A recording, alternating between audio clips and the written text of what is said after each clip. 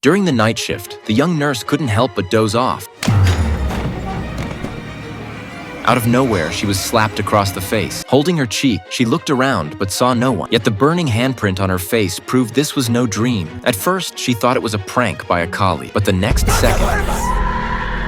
The story takes place in a hospital. On her very first day, intern nurse Dena was assigned a night shift by the director. Just as she finished changing into her uniform, she noticed a figure standing outside. Thinking it was a colleague, she greeted it, but the figure gave no response. Curious, Dena stepped out of the locker room to check, only to find the hallway empty. Yet the moment she returned, the figure appeared again.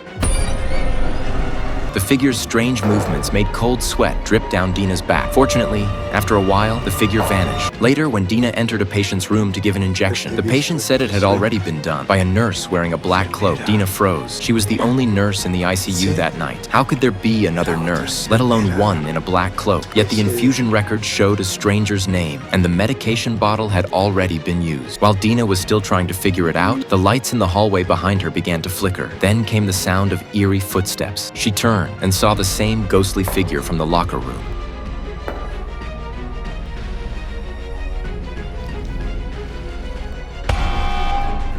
Just as Dena panicked, a patient called for a dressing change, so she turned and left. By morning, Dena was still distracted by what had happened the night before. The director came over, rested a hand on her shoulder, and asked how she was adjusting to her first day. But just then...